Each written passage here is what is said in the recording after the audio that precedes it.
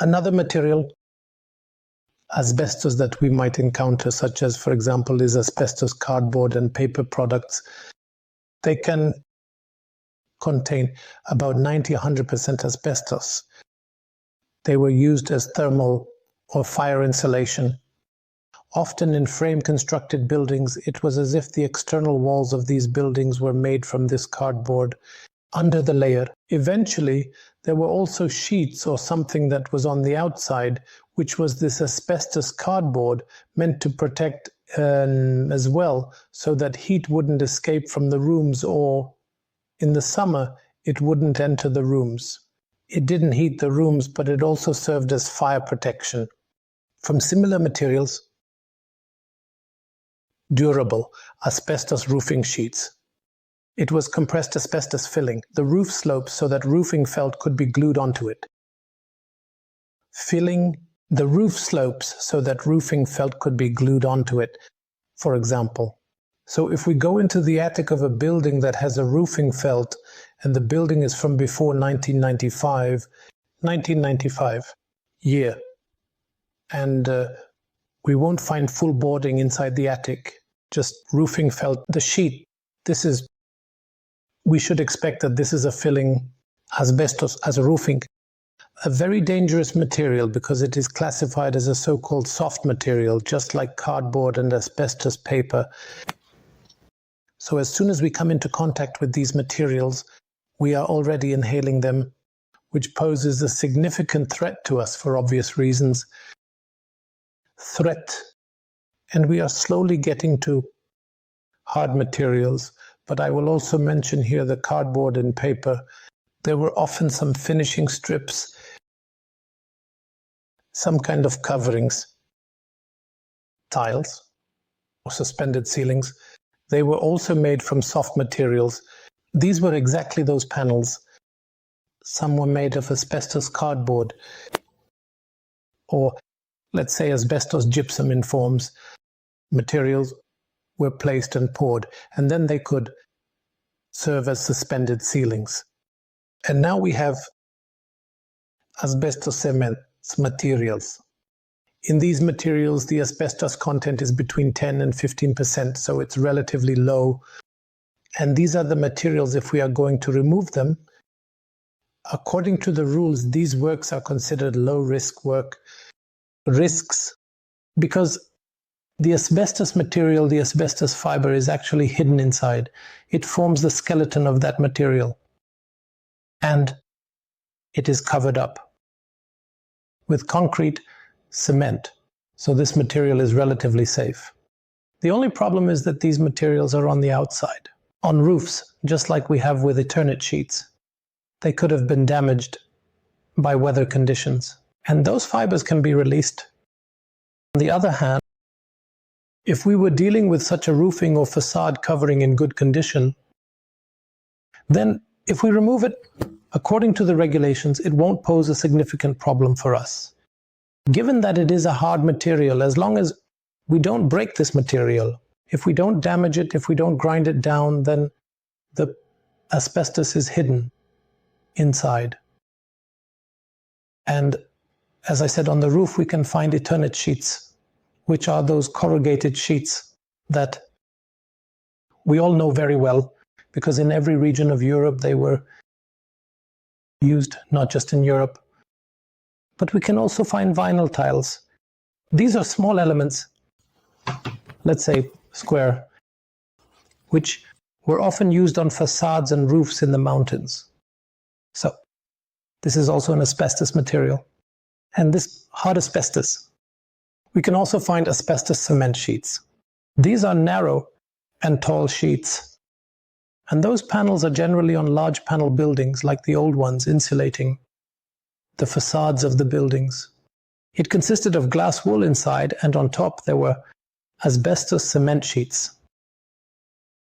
Also, from that time before 1995, we often find, in fact, asbestos tiles.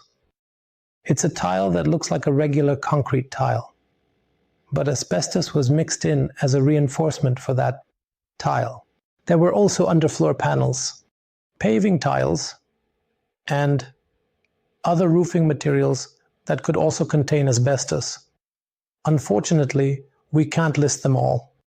Asbestos was also used to make finished casting products such as tanks, containers, sewer pipes, manholes, downspouts, which drain water from gutters, as well as gutters,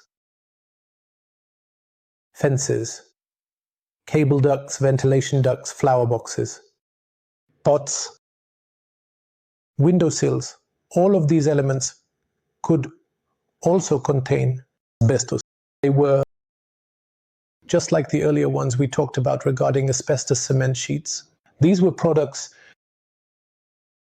asbestos cement products, so they didn't pose a significant threat to us as long as no one has damaged it, broken it, altered it, cut it, drilled it, sanded it, etc.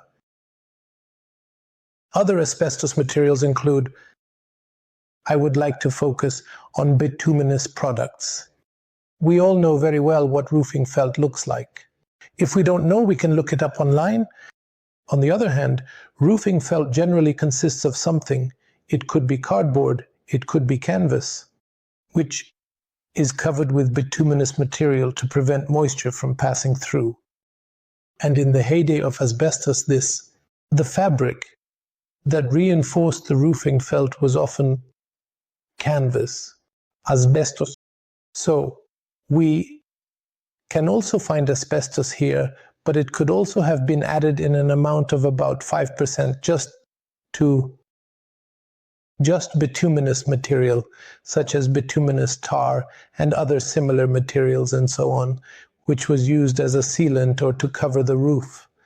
So there could have been about 5% asbestos there. However, if we consider roofing felt, then there was a large amount of asbestos in it.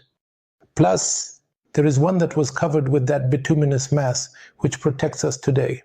But if we wanted to cut, tear, or burn that roofing felt, God forbid, then those asbestos fibers we will be releasing into the environment and into our plates. Lungs, unfortunately, which can pose a very big problem for us. The next asbestos-containing materials we'll talk about are flooring materials.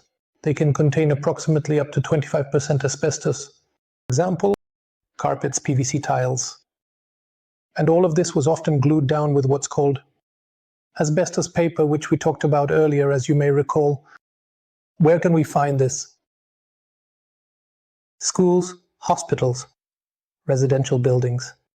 So primarily in buildings where people are present, office buildings.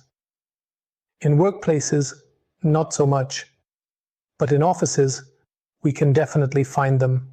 Any buildings made of what's called large panel construction were built using that technology, where the flooring finishes, especially in stairwells, were made from such materials. Everyone, asbestos-containing materials are wall coatings, or so-called paints, which very often, maybe not very often, but it happened that they were mixed with asbestos. Thanks to that, they formed such a structure. Back then, they seemed nicer or more modern. There's a big problem here, because we probably won't be able to remove those materials without damaging them. And I remind you, the basic rule when removing asbestos is to remove it in whole pieces, at least as much as possible. Because the more, let's say, in a larger group we remove those asbestos fibers, the less of them there will be in the air. I don't need to say that removing paint with asbestos is quite problematic, due to the fact that we have to scrape it off. No, we'll manage to remove it completely. Another material was, for example, window putty. You know, in the old window production technology, where the glass was inserted and held in place with, let's say, some small nails, secured so it wouldn't fall out of the frame, the window putty could have contained asbestos. And that was the asbestos content. In old buildings, you should also pay attention to the windows. However, closer inspection reveals they do contain asbestos. to also pay attention to the windows, which at first glance seem like they can't contain asbestos. However, if we take a closer look at those materials, it turns out that they can't contain asbestos. However, if we take a closer look at those materials, it turns out that they do.